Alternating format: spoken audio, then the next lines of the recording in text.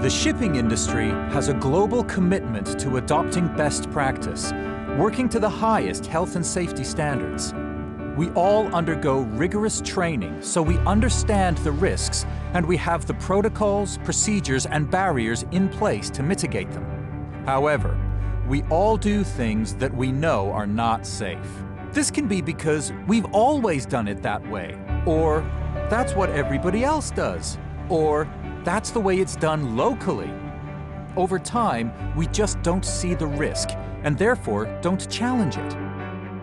We call this collective normalization because we all do it and it becomes common practice. For example, mooring. We all know mooring lines can break, yet we have people working in the vicinity of such high-tensioned rope. We think we are safe because we mitigate the risk by drawing up snapback zones and other workarounds. But is it really safe? Our aim is to safeguard against complacency, raise safety standards, and get everyone to do their part. One area where we need to pay particular attention is when navigating in narrow channels. We are now going to look at an incident that is based on real events. This has been recreated using volunteer staff at H.R. Wallingford's facility in Oxford, United Kingdom. A tanker was on ballast passage to its next port for loading cargo. En route, it would have to navigate a long, narrow channel. Its departure from previous port had been delayed by nearly 10 hours due to bad weather.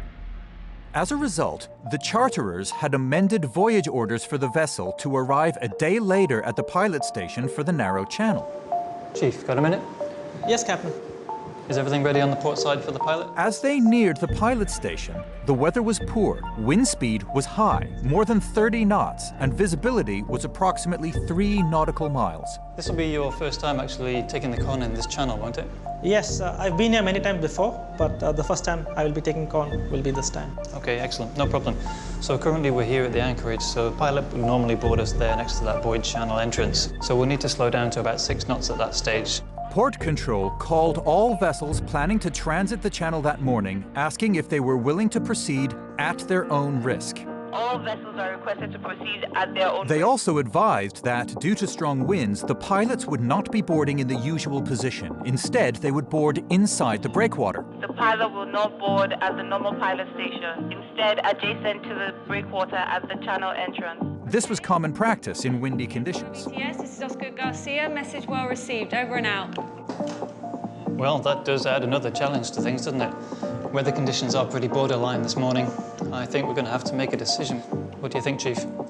Yes, Captain, with the winds so high and we need at least 10 knots to keep the vessel at the center of the channel. Natasha, what's the visibility like? Well, visibility remains poor and I can't see it lifting. If anything, it's getting worse. Visibility is 3 miles. 3 miles, okay. And what about the weather forecast? Yeah, I mean, it's not looking great, is it? Tomorrow's looking even worse. Yeah, okay. So we're going to be delayed 2 days if we stay here. And we've got a lot of work to do at the next port. I've taken ships larger than this through the canal in similar weather conditions. How about the rest of the ships that were due to enter the channel today? Are they all going in? There's a large container ship just in front of us, and that's going ahead. Okay. Oh, yeah, she's just entering the void channel now. Actually, she seems to be coping with the weather conditions quite well. I think I could handle it. All right, Chief, you want to find the bosun and prepare the anchors? Yes, Captain, I'll go ahead, and for anchor stations forward, I'll take the crew with me, no problem. Okay, great. The vessel entered the channel, and from that point on, they were committed to the transit.